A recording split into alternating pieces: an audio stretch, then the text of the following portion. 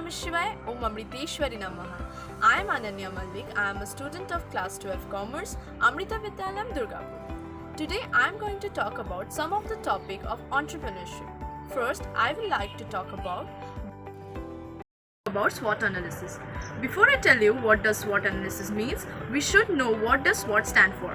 Here S stand for strength, W for weakness, O for opportunity, T for threat. So before starting a venture, everyone should know and be aware of its strength, weakness, opportunity and threat.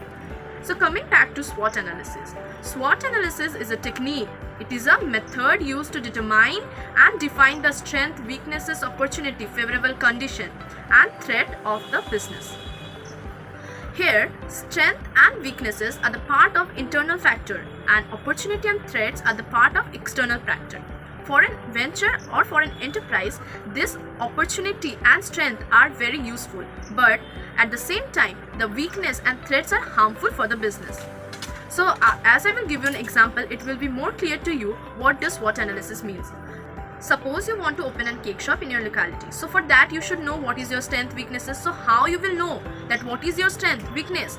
You can know by doing SWOT analysis.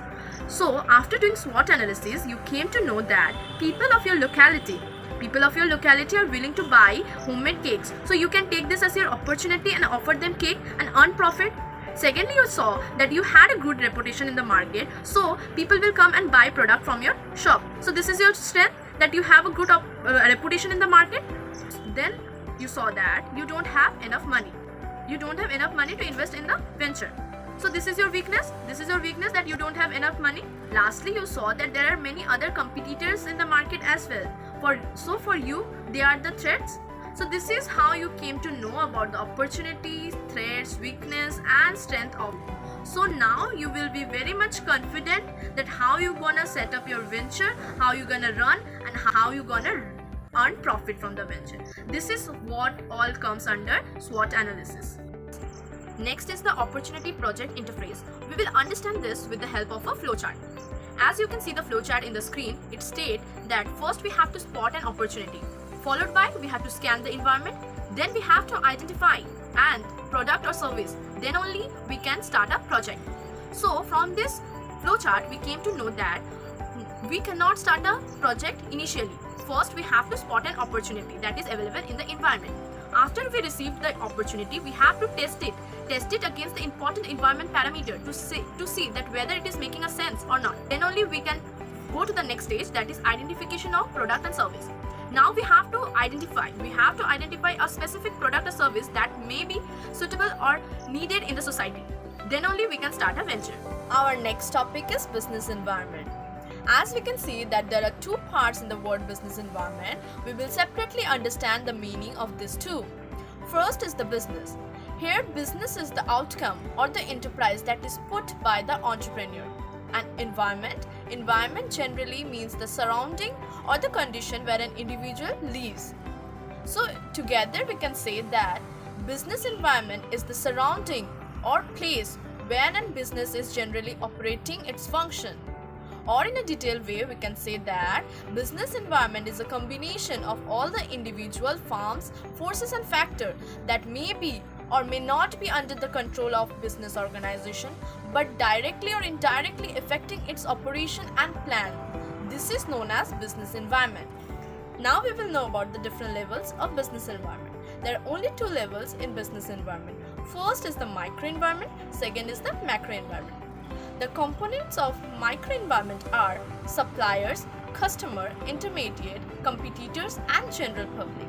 And the components of macro environment are political, technological, economical, social and legal factors. Now we will know about the piston model. So what is a piston model?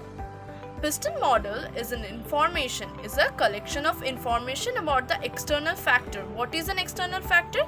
External factors are the factors which are not under the control of the organization. So piston model is the collection of information of all the external factors that have or may have impact on our business. Here, the P in piston model stand for political, E for economical, S for social, T for technological, the L stand for legal. E for ecological. Now we will know about each and every factors in details and try to know how they affect our business. So the P in PISTL stand for political, and this political environment includes taxation policy, regulation, business regulation policies, government policies on competition, and so on.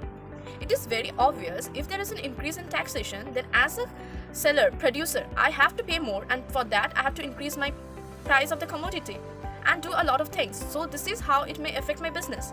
So this is how the political environment affects an individual business. The E stands for economical. Suddenly, when we see that the value of our currency has decreases or the national GDP had increased or like that, and it is affecting our business, then it all come under economic environment. So economic environment includes national GDP, value of our currency, then exchange rate. The S stands for social. As we all know that the customer taste and preference keep on changing, so it is very obvious that it will affect a business enterprise. For example, a group of people started liking a product and the demand of that product kept on rising. As a supplier, I supplied more of that product in the market, but suddenly I saw that the product was not liked by the people anymore. So this affected my business. When this type of changes affects an enterprise, then it falls under social environment. So social environment includes change in lifestyle, taste, preference, trends, demographic condition, and so on. T stand for technological. Now we will see how change in technology may affect an individual enterprise. So for example, if my competitor is using new methods or modern machine to produce his product and he is able to produce the product at a lower cost than me, then obviously the customers will like to buy the product of my competitor because they are cheaper than mine. So this is how technological change may affect an individual enterprise. The L stand for legal. Areas such as employment, wages, taxation, monopoly right, it all come under legal factors. For example, suddenly government announces a fixed wages for employee and a duration for them.